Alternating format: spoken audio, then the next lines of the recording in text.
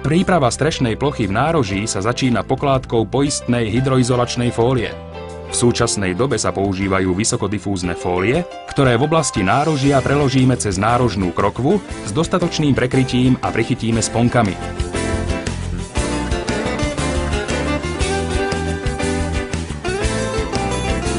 Vrchnú preloženú časť fólie prelepíme lepiacou páskou.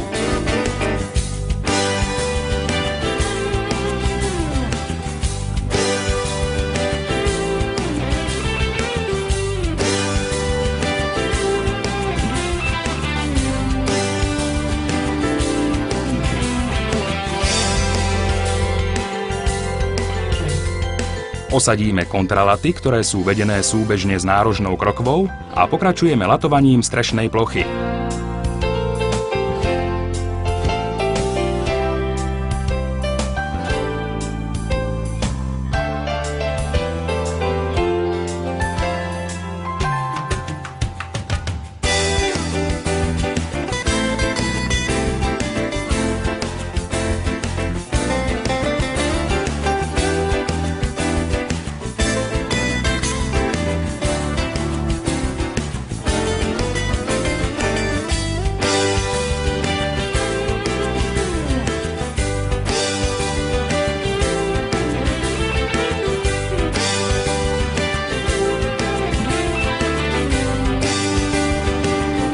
Škrydly dorežeme do nárožia, tak aby sme vytvorili priestor na vetranie.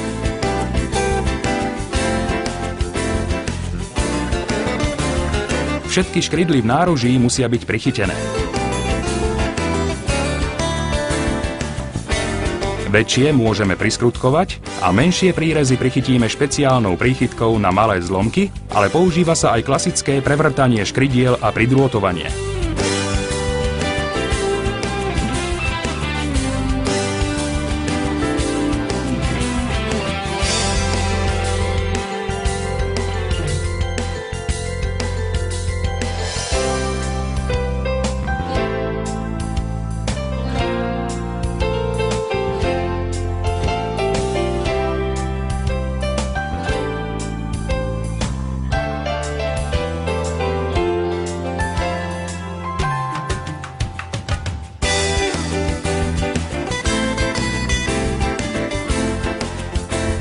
Pokračujeme osadením nárožnej laty.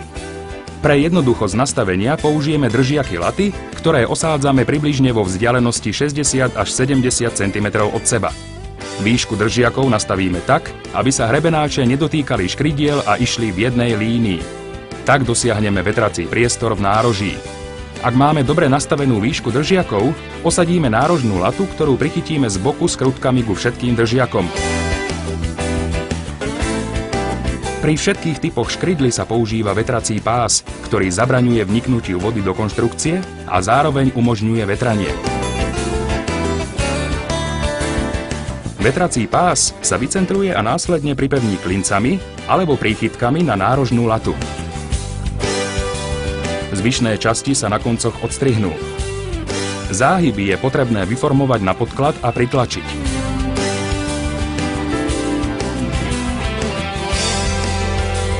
Osadíme hrebenáč na ukončenie nárožia, ktorý prevrtáme a prichytíme tesniacou skrutkou.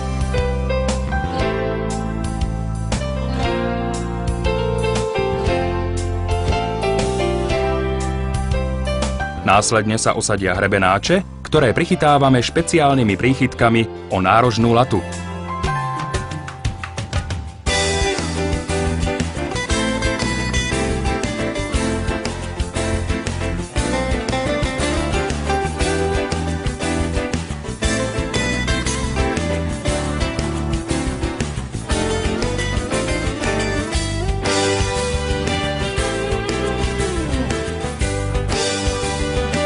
Pri styku dvoch nároží a hrebeňa hrebenáče upravíme podľa potreby a prichytíme.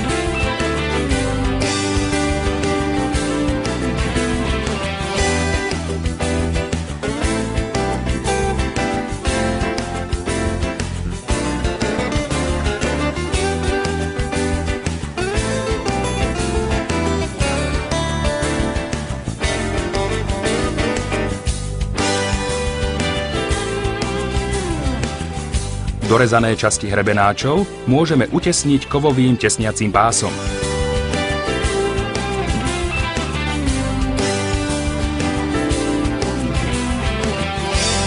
Styk prekryjeme rozbočovacím hrebenáčom, ktorý podľa potreby upravíme, prevrtáme a prichytíme tesniacou skrutkou.